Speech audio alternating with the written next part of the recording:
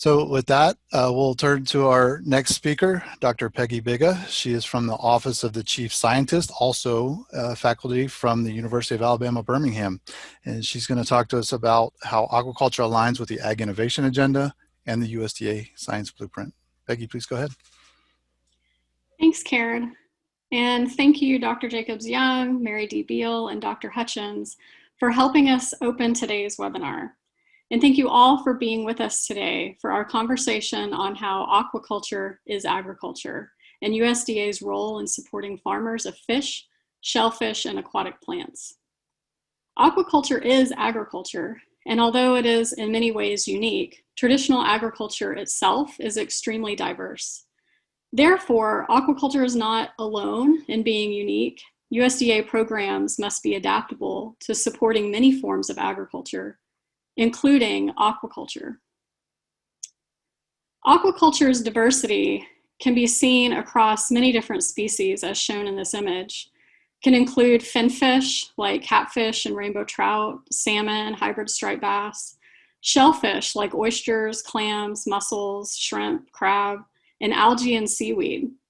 Of course, this is not an exhaustive list of US farmed seafood, but it does demonstrate the amount of diversity in not only seafood products, but also in husbandry and culture conditions, as well as health needs and many other aspects. I think we, as folks working within aquaculture, take this diversity for granted sometimes. For me in particular, I hadn't really thought too much about aquaculture within USDA outside of NIFA, because as Karen mentioned, in my normal life, I'm an associate professor of biology at the University of Alabama at Birmingham, where I work on nutrition and epigenetics in finfish, rainbow trout to be specific.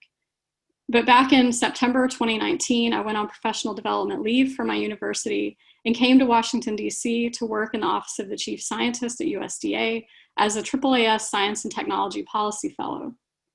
This placement has allowed me to really dive into science and science coordination across USDA. And in doing so, I realized that aquaculture isn't really at the forefront of many of the conversations. One of the great things, though, about my short time here has been the proximity to Karen. And he and I worked together with the Aquaculture Working Group and several aquaculture stakeholders to organize and host an event, this event, to highlight the vast amount of potential in economic development and food production that exists within aquaculture. As mentioned already, this event started with a series of deep dive listening sessions that were held throughout the month of November. We greatly appreciate everyone who participated and joined us for these amazing sessions. The listening sessions themselves involved 10 different USDA agencies across 7 different USDA mission areas, demonstrating how aquaculture fits across the Department of Agriculture.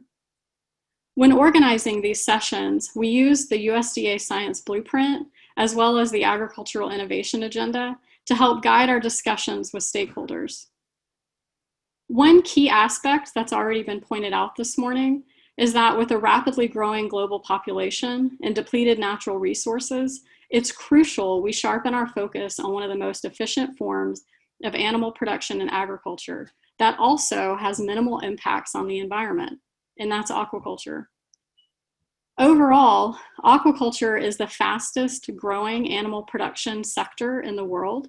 It is also one of the most resource efficient ways of producing animal protein, using less feed, water, and land, and emitting less carbon than many other forms of protein production. Farmed seafood is central not only to a healthy planet, but also to a healthy population. Seafood is important for neurological, cardiovascular, and metabolic health, as numerous US medical studies have shown. Also, federal nutrition guidelines show that Americans need to eat at least twice the amount of seafood we are currently eating. As Dr. Hutchins mentioned, the USDA Science Blueprint provides a roadmap of our research priorities at USDA, and aquaculture aligns well within the 5 theme areas outlined in the blueprint. Those are food and nutrition translation, ag climate adaptation, value-added innovation, sustainable agricultural intensification, and ag science policy leadership. As an example, the Food and Nutrition Translation theme area includes a vision of delivering science-based solutions for accessible, safe, and nutritious food for everyone. Enhancing U.S. farm seafood aligns well within this vision as a nutritious protein source with several health benefits. In a little bit, we'll hear from Dr. Dan Northrup from Benson Hill about connecting food systems between agricultural crop production and farmed seafood production as an example of linking health and quality to production for efficiency and sustainability. Together, this aligns aquaculture production within the sustainable ag intensification, value-added innovation, and the ag climate adaptation theme areas of the USDA Science Blueprint. In another example, the vision for ag climate adaptation includes empowering communities to provide abundant products, services, and safe, affordable, nutritious food. While the vision for the sustainable ag intensification theme includes delivering innovative, environmentally and economically sustainable solutions for meeting global demand for safe, healthy, and affordable agricultural products. Farmed seafood production already affords sustainable protein production that has the potential to become more of a beacon for efficient and climate-friendly agricultural production. Additionally, algae and seaweed production align well within value-added innovation with opportunities for ecosystem management, biofuels production, as well as unique food sources for emerging markets. Today, you will hear about innovation and technology that could lead to further improving sustainability of aquaculture. One key innovation I would like to highlight takes advantage of the aquatic food chain to design environmentally and economically friendly aquaculture.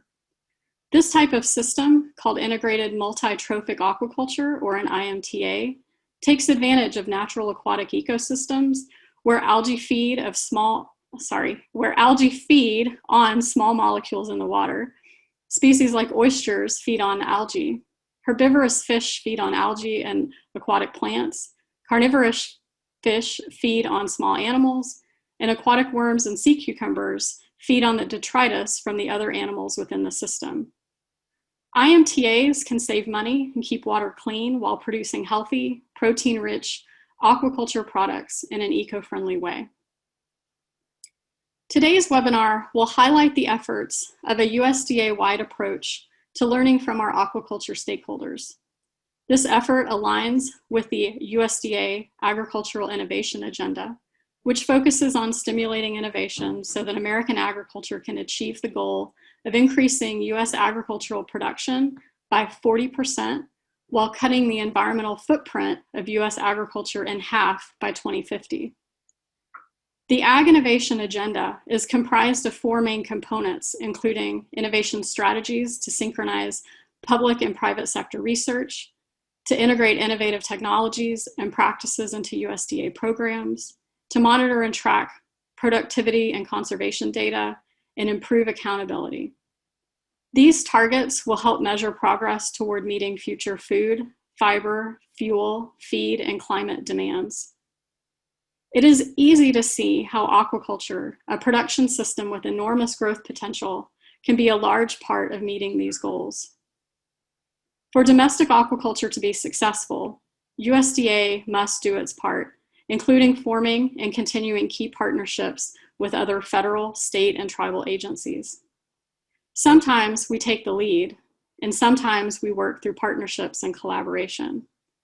For this reason, we were glad to have so many of these agencies represented in our listening sessions. At the federal level, USDA values our collaborations with Commerce, HHS, Interior, and others who support different aspects of aquaculture.